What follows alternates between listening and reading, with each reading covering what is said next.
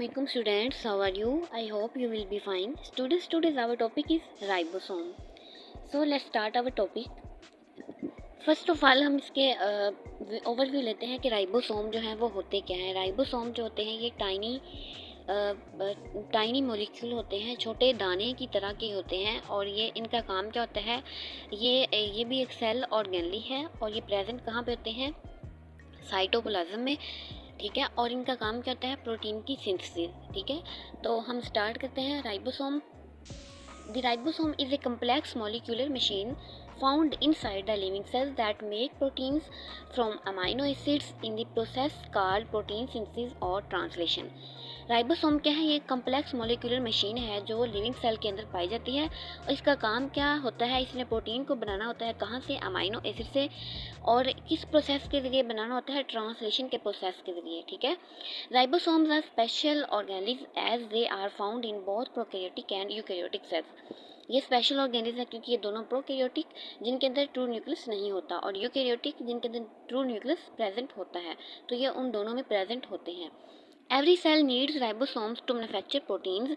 हर जो सेल है उसको इसकी ज़रूरत होती है राइबोसोम की, किस लिए, प्रोटीन की सिंथेसिस के लिए, okay.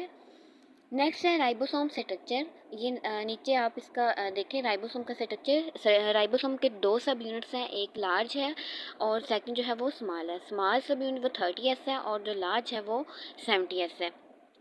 A ribosome is a complex of RNA and protein and is therefore known as a ribonucleoprotein।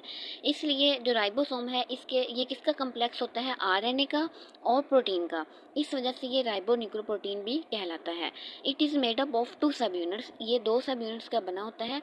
As already we discuss about it, small sub unit and large sub unit, okay. Next देखें, the smaller sub unit is where the messenger RNA binds and is decoded.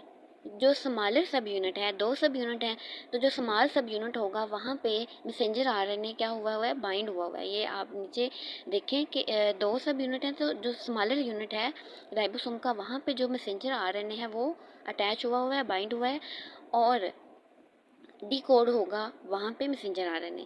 जबकि जो largest सब unit है वहाँ पे amino acid जो है वो ऐड होंगे। तो जो लार्जेस्ट सब यूनिट है यहाँ पे क्या होंगी, इसके ऊपर ट्रांसफर आरएनए आएगा, उसके पास क्या होती हैं, साइट्स होती हैं, P, E and A sites. तो जो ए साइट है वहाँ पे क्या होंगे, अमाइनो एसिड्स ऐड होंगे। तो इसलिए हम कहते हैं कि जो लार्जेस्ट सब यूनिट है वो वहाँ पे क्या होगा, अमाइनो एसिड्स ऐड होते हैं, ठीक है। नेक्स्ट है राइबोसोम का structure.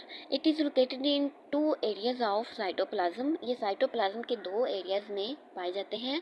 Scattered in the cytoplasm and bound with endoplasmic reticulum. ये स्कैटर होते हैं, बिखरे होते हैं साइटोप्लाज्म में, और ये बाउंड होते हैं किसके साथ, एंडोप्लाज्मिक रेटिकुलम के साथ। इसलिए जो एंडोप्लाज्मिक रेटिकुलम है वो क्या कहलाती है, रफ एंडोप्लाज्मिक रेटिकुलम, क्योंकि उसके साथ जो राइबोसोम है वो अटैच होते हैं।